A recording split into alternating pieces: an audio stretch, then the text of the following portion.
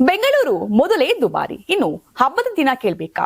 ಮಕರ ಸಂಕ್ರಾಂತಿಗೆ silicon city ತುಂಬಾ ದುಬಾರಿ ಆಗಿದೆ. ಮಾರುಕಟ್ಟೆಯಲ್ಲಿ ಎಲ್ಲವೂ ದುಬಾರಿ ಅಂತ ಗ್ರಾಹಕರ ಮುಖದಲ್ಲಿ ಹಬ್ಬದ ಖುಷಿಯೇ ಇಲ್ಲ.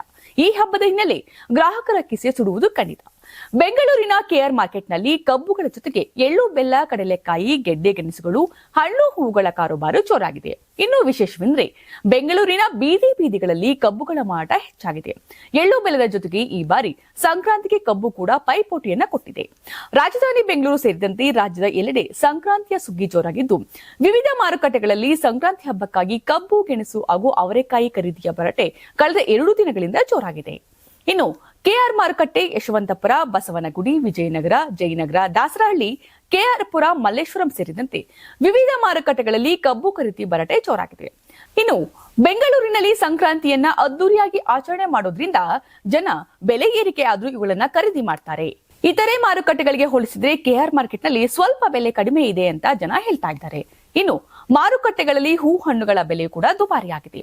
ಅದರಲ್ಲೂ ಕನಕಾಂಬರ, ಕಾಕಡ, ಮಲ್ಲಿಗೆ ಮತ್ತು ಸೇವಂತಿಗೆ ಹೂವುಗಳ ದರ ಹೆಚ್ಚಾಗಿದೆ. ಇನ್ನು ದಾಳಿಂಬೆ, ಕಡಲೆಕಾಯಿ, ಅವರೆಕಾಯಿ, ಬೆಲ್ಲ ಮತ್ತು ಕಬ್ಬಿನ ಬೆಲೆಗಳು ಏರಿಕೆಯಾಗಿವೆ. ಆದರೂ ಕೂಡ ಗ್ರಾಹಕರು ಖರೀದಿ ಮಾತ್ರ ಜೋರಾಗಿದೆ. ಈ ಬೆಲೆ ಏರಿಕೆಯಿಂದ ವ್ಯಾಪಾರಸ್ಥರ ಮೊಗದಲ್ಲಿ ಮಂದಹಾಸ್ಯ ತಂದಿದೆ.